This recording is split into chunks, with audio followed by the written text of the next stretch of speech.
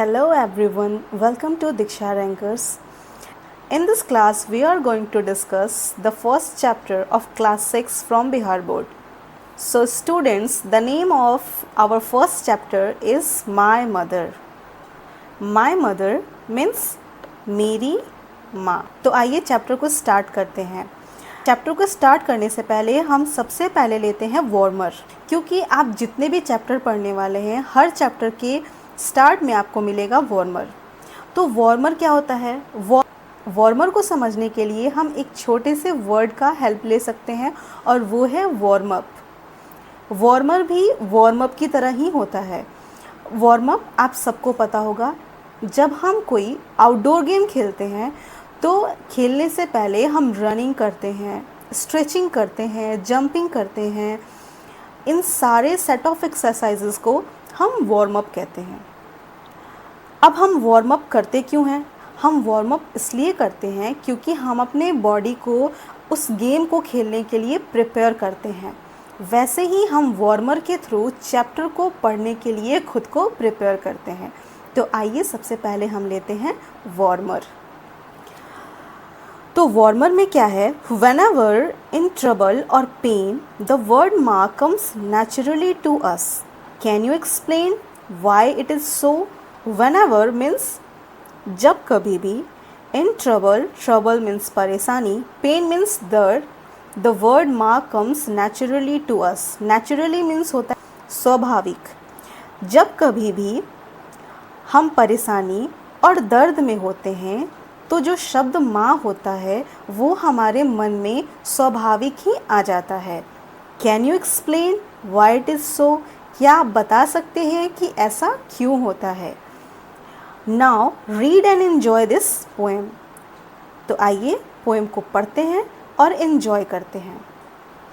Who set and watched my infant head when sleeping on my cradle bed, and tears of sweet affection shed my mother. Who sat and watched my infant head? कौन बैठा और देखा मेरे शिशु सिर को? Infant head means शिशु सिर. When sleeping on my cradle bed, जब मैं सो रहा था अपने पालने के बिस्तर पे. And tears of sweet affection shed, और बहाए मधुर स्नेह के आंसू. किसने? माय मदर, माँ, मेरी माँ. पोएट कहते हैं कि जब मैं बच्चा था, जब मैं छोटा था और अपने पालने के बिस्तर पर सो रहा था तो कौन मेरे शिशु सिर को निहार रहा था और बहा रहा था मेरे ऊपर मधुर स्नेह के आंसू, और वो कोई और नहीं, वो थी मेरी माँ. When pain and sickness made me cry, who gazed upon my heavy eye and wept for fear that I should die, my mother.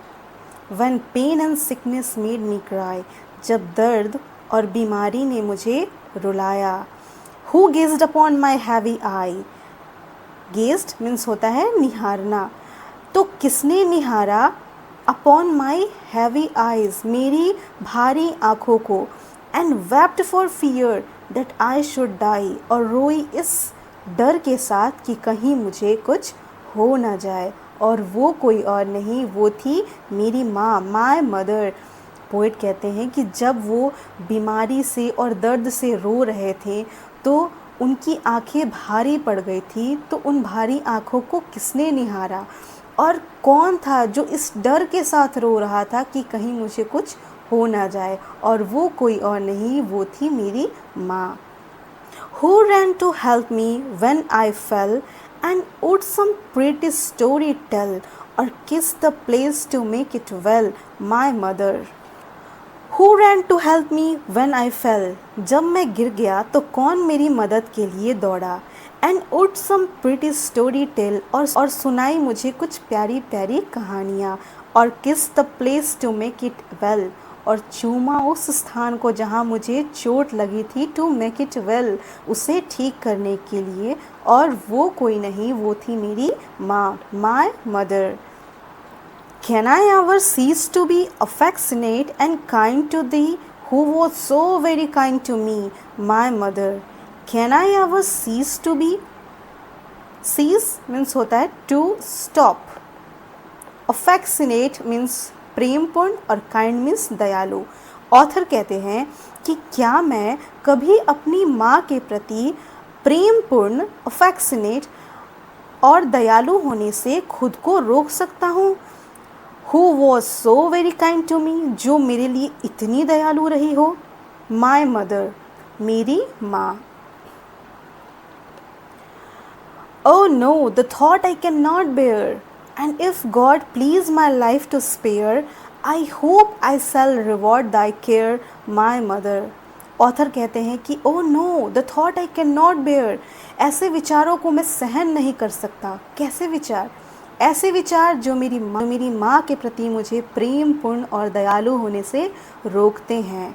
And if God please my life to spare, अगर ईश्वर ने मुझे जीवन दिया, ईश्वर ने मुझे जीवित रखा, स्पेयर मीन्स सर्वाइव होता है, अगर ईश्वर ने मुझे जीवित रखा, I hope I shall reward thy care, तो मैं आशा करता हूँ कि मैं मेरी माँ के द्वारा किए गए कार्यों का प्रतिफल उसे अवश्य दूंगा। My mother, मेरी माँ। When thou art old, feeble and grey, my healthy arms shall be thy stay, and I will soothe thy pain away, my mother. Author कहते हैं कि when thou art old, feeble and grey, जब तुम बूढ़ी हो जाओगी, feeble means weak, जब तुम कमज़ोर हो जाओगी, जब सफ़ेद पड़ जाएंगे तुम्हारे बाल, my healthy arm shall be the stay, तो उस वक्त, उस समय मेरे पास स्वस्थ भुजाएं होंगी। And I will soothen thy pain away, और मैं तुम्हारे सारे कष्ट, सारी परेशानियों को दूर कर दूंगा। माई मदर, मेरी माँ। And the author of this chapter is Ann Taylor. यहाँ हमारा चैप्टर कंप्लीट होता है। आगे आपको बहुत सारे वर्ड्स मिलेंगे, क्वेश्चन आंसर्स मिलेंगे, एक्सरसाइज मिलेगी। तो हम अपने नेक्स्ट वीडियो में इन सभी को कवर करेंगे।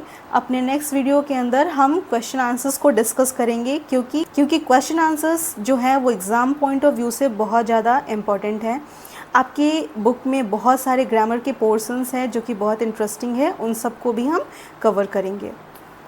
आई होप आपको ये क्लास पसंद आई हो। अगर आपको हमारा क्लास पसंद आया हो तो वीडियो को लाइक करें, अपने फ्रेंड्स के साथ, अपने क्लासमेट्स के साथ हमारे वीडियोस को शेयर करें, और अगर हमारे चैनल पे आप नए हैं तो हमारे चैनल को सब्सक्राइब करें। Thank you, bye bye, take care, have a nice day.